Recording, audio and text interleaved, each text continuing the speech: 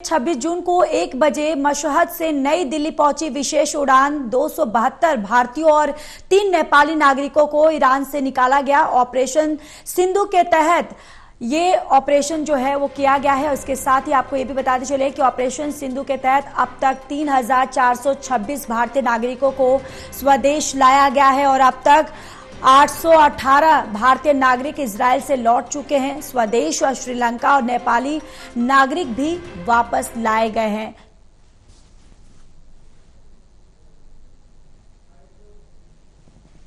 जितना हमारा Indian embassy ने फास्ट काम किया है, कोई और एम्बेसी वाला रहता तो काम नहीं कर सकता था। इतना अच्छा सर्विस हमने सोचा नहीं था। सभी लोगों को 4 स्टार 5 स्टार होटल दिया और सभी लोगों को इज्जत से बिठा के भेजा और Indian embassy is the best embassy I can prefer. बिस्मिल्लाहिर्रहमानिर्रहीम। मैं अपने हिंदुस्तान का बड़ा शुक्रगुजार हूँ और सरकार का शुक्रिया अदा करता हूँ। इन्होंने हिंदुस्तान के नागरिकों का बड़ा ख्याल रखा और एम्बेसी ने भी बड़ी फैसिलिटी दी है। सब लोगों को होटल दिया, सब लोग आराम से रहे, खाना पीना सब लोगों का अच्छा ख्याल रखा है। और हम लोग ये कहते हैं हिंदुस्तान हमारा मुल्क है और हिंदुस्तान हमेशा जिंदाबाद रहेगा। सर वहाँ माहौल तो बहुत अच्छा है सर, और बाकी एम्बेसी वालों ने भी बहुत मदद की हम लोगों की। सब कुछ बेहतरीन था, फ्री था और जो है काफी इज्जत के साथ हम लोगों को यहाँ लेके आए और सब कुछ बहुत अच्छा था। बाकी बस यही कहूँगा, शुक्रिया इंडियन एम्बेसी, शुक्रिया मोदी जी सबका। जय हिंद, जय भारत। सर बहुत अच्छा लग रहा है यहाँ पे आके। वहाँ 15 रोज से मैं थी, अपनी बेटी को लेके गई थी ज़ियारत के लिए जी। बहुत अच्छी सर, जैसे खाना पीना सब कुछ बहुत अच्छा, होटल बहुत अच्छा, इंतजाम बहुत अच्छा, कोई दिक्कत नहीं, सब कुछ फुल सपोर्ट इंडिया ने किया। नहीं सर, बस सिर्फ एक ही वर्ड कहना चाहूंगा। फ्लाइट में यही सोच के आ रहा था कि हम लोग जो है अनाथ नहीं है, हम लोग जो है अनाथ नहीं है। हमारे पीछे जो है सरकार है, इंडियन एम्बेसी है, जिन्होंने बेस्ट ट्रीटमेंट दिया हम लोगों को, बहुत अच्छा लगा। और इस सिचुएशन में हम लोगों को जो है वहां से इवैक्यूएट किया, बहुत जबरदस्त काम किया है। Thank you Indian government and thank you Indian embassy. जय हिंद, वंदे भारत। और इसी पर एसोसिएट एडिटर प्रदीप कुमार जी जुड़े हुए हैं। प्रदीप जी, आपके पास आते हुए देखिए, फिर से एक और विमान यहां पर पहुंची है, इसमें कितने भारतीयों को लेकर आया गया है? देखिए, ऑपरेशन सिंधु जारी है, यानी जो युद्ध क्षेत्र में फंसे हुए ईरान और इजराइल में जो नागरिक हैं भारत के, और इसी के साथ श्रीलंका और नेपाल ने जो मदद मांगी थी, उनके नागरिकों को भी वापस लाने का सिलसिला वो जारी है। अलग अलग उड़ानें अलग अलग समय पर वो पहुंच रही हैं, कोई देर रात पहुंच रही है, कोई दिन में पहुंच रही है। और इस कड़ी में जानकारी साझा की जाती है। विदेश मंत्रालय के प्रवक्ता रणधीर जायसवाल की ओर से जानकारी दी गई है कि ऑपरेशन सिंधु के तहत जो देर रात फ्लाइट पहुंची है, मशहद से नई दिल्ली ये फ्लाइट पहुंची और इसमें जो 272 भारतीय और 3 नेपाली नागरिक वो नई दिल्ली पहुंचे हैं। और इसी के साथ ये बयान भी आपने सुने हैं जिसमें भारत सरकार का, विदेश मंत्रालय का, एम्बेसी का धन्यवाद अदा कर रही हैं। तो ये जरूर है कि ऑपरेशन सिंधु के तहत अब तक 3,426 भारतीय नागरिक ईरान से स्वदेश लौट चुके हैं। इसके अलावा ऑपरेशन सिंधु के तहत 818 भारतीय नागरिक इजराइल से स्वदेश लौटे हैं और श्रीलंका और नेपाली नागरिक भी वापस लाए जा रहे हैं। कल भी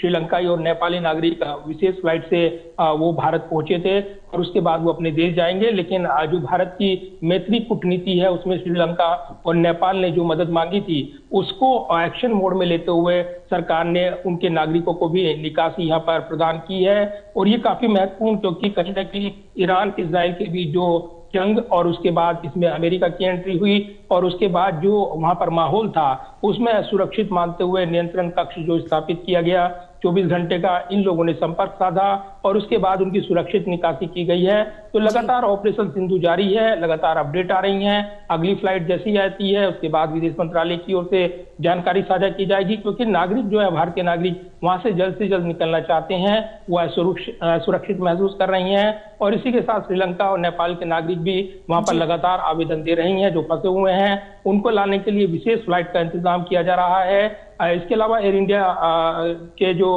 यहाँ पर प्लेन है, खासतौर से C-17, उसके जरिए भी भारतीय नागरिकों को वापस लाया गया है। जॉर्डन, अम्मान के जरिए भी नागरिक पहुंचे हैं, मिस्र के रास्ते पहुंचे हैं जो इजराइल में फंसे हुए थे।